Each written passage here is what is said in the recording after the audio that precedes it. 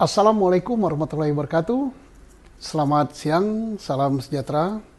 Berjumpa lagi dengan saya, Susno Duaji, di channel podcast Susno Duaji. Ada beberapa berita yang sangat menarik ya minggu ini. Selain Panji Gumilang, adalah berita tentang Roky Gerung. Ya, ini top. Roky Gerung yang dituduh menghina dan merendahkan martabat Pak Jokowi atau Presiden Republik Indonesia. Nah, pertanyaan yang besar adalah apakah bisa dihukum? Karena apa? Katanya menimbulkan kegaduhan di sana sini, menimbulkan keresahan dan lain-lain. Bahkan sampai unjuk rasa minta Roky Gerung ditangkap dan dihukum. Pertanyaannya apa bisa? Nah, gitu saja. Negara Indonesia ya negara hukum. Kita semuanya harus menghormati hukum, punya kedudukan yang sama di depan hukum.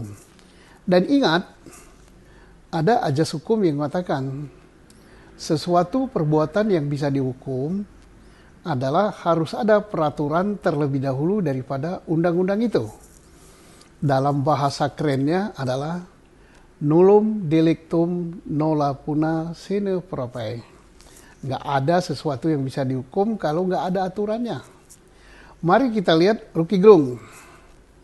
Dia menghina pribadi atau menghina jabatan presiden. Nah, jelas dia katakan, saya tidak menghina pribadi Jokowi. Saya tidak protes Jokowi. Saya tidak segala macam lah kepada Jokowi pribadi. Yang dia lakukan adalah terhadap Jokowi selaku presiden. Nah, jelas jabatan. Reaksi masyarakat luar biasa. Bahwa Roky Gerung telah merendahkan simbol negara, lambang negara, sehingga harus ditangkap, harus dihukum. Nah, begitu ceritanya. Bahkan tidak kurang dari istana gitu ya. Petinggi istana, kepala staf kepresidenan Pak Muldoko sampai mengadakan keterangan pers.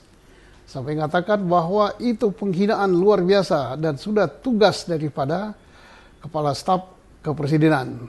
Dan minta aparat supaya memprosesnya. Pertanyaannya bisa nggak diproses? Mari kita lihat. Akan diproses dengan apa? Penghinaan atau merendahkan martabat atau apalah namanya sejenis itu terhadap Presiden Republik Indonesia. Nggak ada aturannya. Dulu ada, masuk pasal 300 sekian lah, 316 apa berapa. Sekarang nggak ada. Pasal itu udah dicabut oleh MK. Terus mau dihukum pakai apa kalau nggak ada undang-undangnya? Jadi jelas tidak bisa ya. Sudah gugur itu. Oke, ditarik. Wah itu pribadi, menghina pribadi presiden. Nah, ada dua pertanyaan. Roky Gerung mengatakan saya tidak menghina Pak Jokowi selaku pribadi. Saya menghina presiden, bukan menghina, tapi saya protes. Saya koreksi terhadap presiden. Oke lah, itu alasan Roky Gerung. Tetapi bagaimanapun juga pribadi Jokowi. Tapi sudah gugur. Kenapa? Delik itu adalah delik aduan. Harus Pak Jokowi sendiri yang ngadu. Bukan delik laporan, dia ngadu. Nggak boleh orang lain. Dan Jokowi udah jelas mengatakan, itu masalah kecil lah. Nggak saya urusi, yang penting saya kerja. Berarti udah selesai. Nah, timbullah banyak yang kepanasan. Entah kepanasan panas benar, entah kepanasan ingin cari apalah kepada presiden gitu kan. Tapi jelas itu nggak bisa dihukum lah gitu kan. Tapi ada juga yang, bisa itu dihukum. Itu sudah meresahkan, sudah begini. Itu kan tafsir. Hukum itu nggak bisa main tafsir gitu. Nanti dikira kriminalisasi. Tapi ada juga yang nggak puas. Kan bisa dijerat dengan undang-undang ITE. Itu kan undang-undang keranjang sampah. Nanti pasti reaksi orang kalau dipakai undang-undang itu adalah mencari-cari dan kriminalisasi. Ya malulah negara gitu.